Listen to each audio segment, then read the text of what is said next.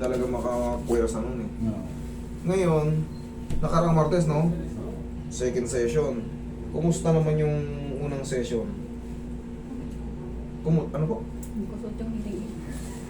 Okay. Mahina rin ba pandinig mo? Mahina akong pandinig nga, sir. Sige. Diyan sa tenga niya. Tagal na siya, sir. Matagal na yan. Ano yan, overdose. Okay. Kaya humina yung pandinig ko. Overdose sa gamot? Bakit ka ginagamot? Ba't siya ginagamot? Ba't siya ginamot? Body shock. College. Okay.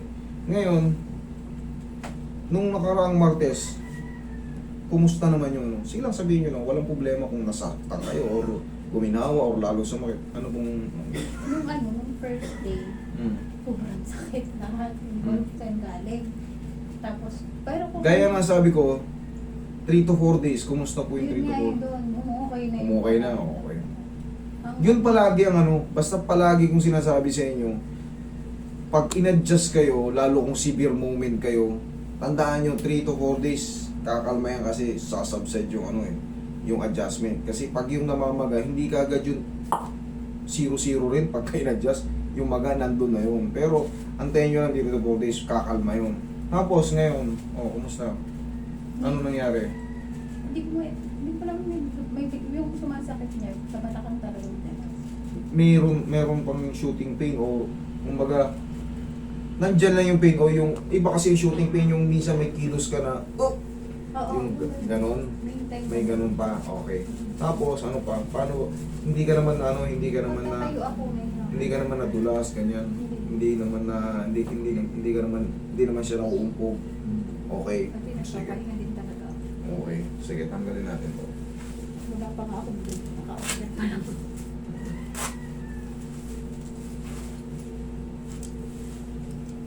ibig sabihin yan, nung 3 to 4 days kumalma, di ba? Okay. Ibig sabihin yan, naka-align na yung mga vertebral body mo. Kaso, yung mga sirang disc talagang hindi niya pa masuportahan yung ano, pag gumanon ba mababa rin kagad. Pagka naililipat nyo, maayos na naman. Kaya ang nangyayari sa'yo, pag may mga maling kilos, pero pagka nakasalansan ka na naman, Nare-relax ulit. nare-relax ka ulit. Ibig sabihin nun, tama yung ano, may sira lang yung disc. Kasi pagka nakaipit pa rin yun, wala ka ng posisyon. Yun nga, yun Wala nga, kang yun posisyon. nga. Yun yung una. Kasi Yung may unang time pagpunta na mo rito. iniisip ko na yung balakang ko eh. Yun na nga eh. Yung hindi katulad nung una. Paano ba siya pumasok dito? Yun may sciatica pa kasi ako nun. Hindi mo alam kung paano posisyon. Pero ngayon nakaanay na yan. Ang problema, hindi pa lang kayang suportahan ng disc dahil nga nasira siya. Hula ko na yung ano yan eh. Kumbaga, tutulungan nyo na ako mag-vitamins para mas mabilis kang makarecover. Ang mahalaga kasi hindi sa ano talaga kailangan magpapa-check up din kayo para mabigyan kayo ng tamang ano kasi hindi ano ko diyan ang tawag nito grounded ako diyan hindi ako pwede magkakaroon tayo ng problema pag ano. Sige, tanggalin mo muna to. 20...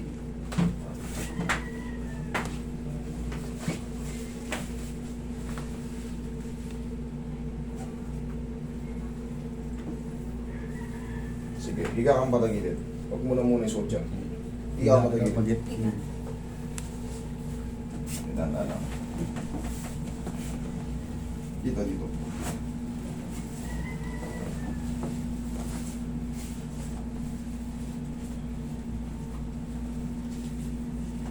Ang maganda nakakapihit-pihit na siya. Pero may mga shooting pain. Opo, may mga ano. Okay. Sige. Relax lang.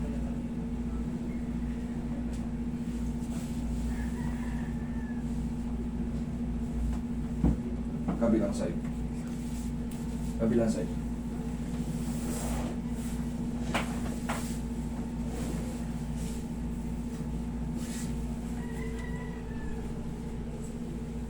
Relax lang. Okay, tihaya. Yan. Sige, tihaya. Yan. Sige, pahinga ka lang, tihaya. Hindi, tihaya lang, tihaya. Yan, ganyan ka lang, yan, straight ka lang. Hayaan mo lang muna sumingaw. masumi. Pag nakaganyan ka, kumikirot, hindi naman. Kumalma, walang sakit. Walang sakit o kumikirot. Tama lang o ano? Balakang din. May kumikirot sa balakang. Hindi siya kumikot. Paano? Parang mabigat. Parang mabigat lang. Okay, sige. Diyan ka lang muna. Masingawin ko lang. Sige.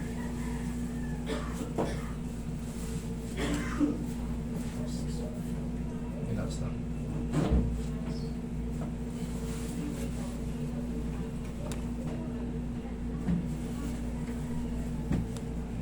Okay.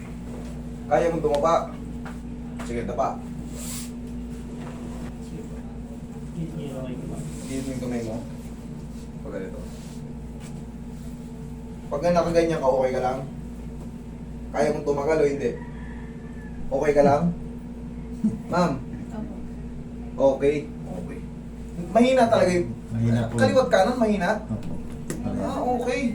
Mas mahina yung ano Nilagyan ng hearing aid. Opo. Okay. Sige, Roy. Ano mo muna. Naririnig mo ako. Opo. Kaya mong tumagal dyan, okay ka lang? Kaya mong tumagal? Ito yung balakang. Ano no? Medyo nagkaka-pressure sa balakang. Nagkaka-pressure sa balakang.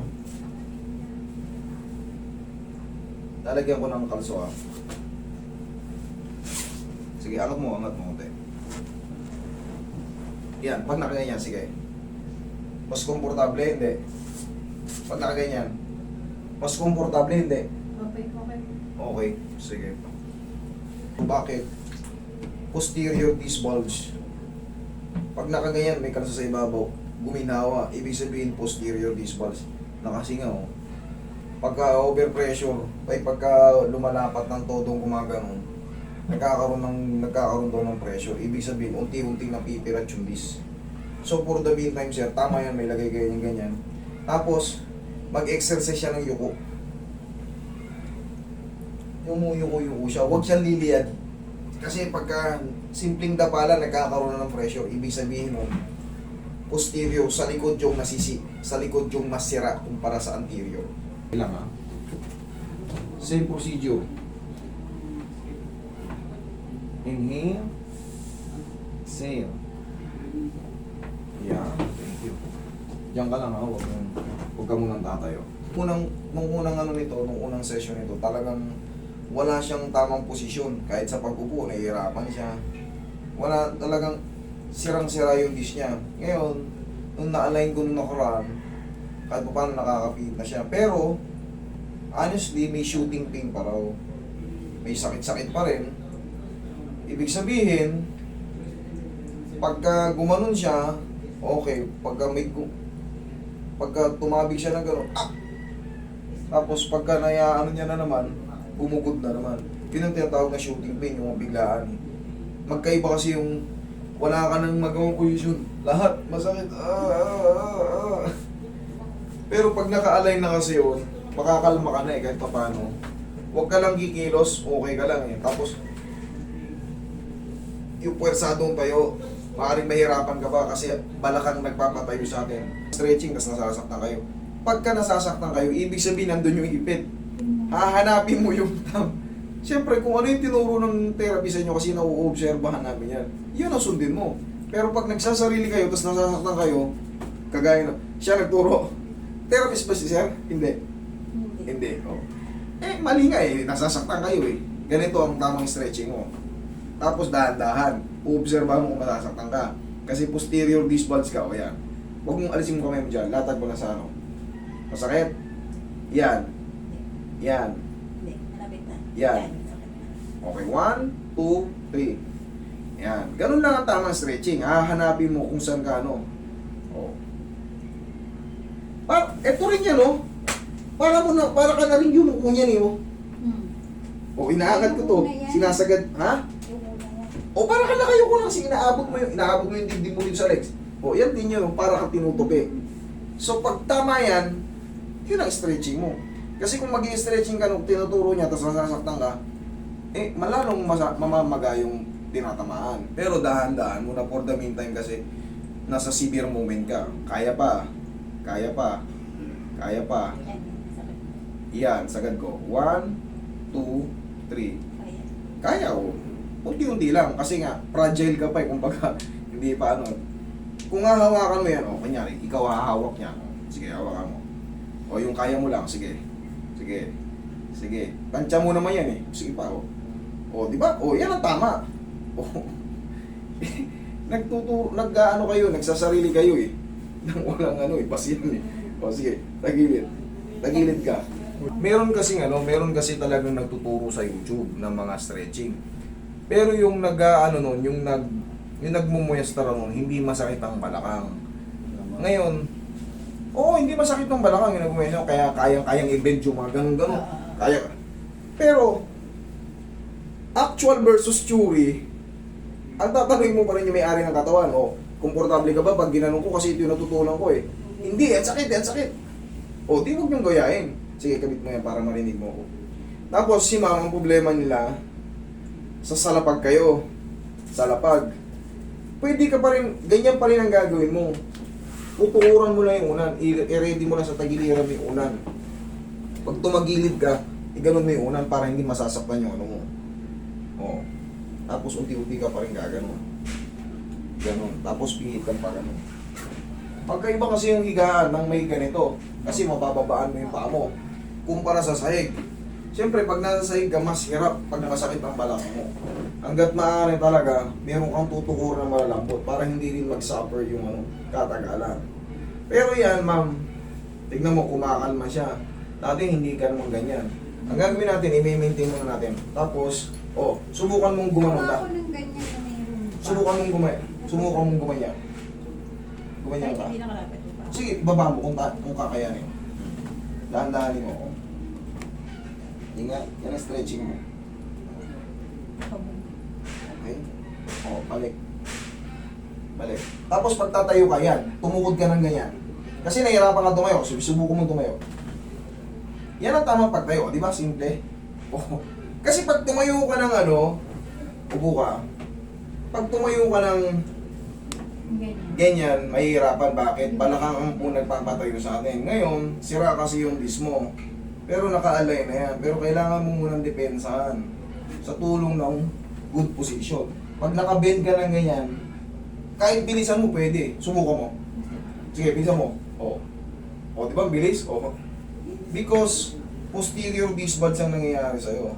So pag naka-bend ka ng ganyan, pag tumayo ka ng ganyan, maaaring sumakit. Ngayon, tutulungan mo na, naka-align na yan. Dati ba nakakaganyan ka? Umiiyak-iyak ka nga nung unang rito eh. Pagka may ganyang nangyayari sa inyo, kailangan, ang susundin nyo, yung tinuro sa inyo, hindi yung... Kasi yung nagmumuestra ron, sa napapanood nyo sa mga YouTube, yung mga foreigner, hindi masakit yung hindi masakit yung mga maglakad na ng ganyan noon. Siyempre, ang susundin mo, ako hindi si sir, pansamantala kasi masakit ko. Ha? Huwag kang liliyad daw. Huwag kang liliyad ng paganyan. Kasi, base sa observation ko sa'yo, nasira yung posterior panlikod. Ito mo ang gaan pag gumaganyan ka. So, for the meantime, kailangan nyo magpa-check up para mabigyan kayo ng tamang reseta kasi ako, grounded ako sa reseta. Yun na lang yan, paghihilumin yan, tama na yung posisyon niya. Upo ka? Kaya mo ba yun dati? Hindi naman eh. Ngayon. Okay? Very good. Sige.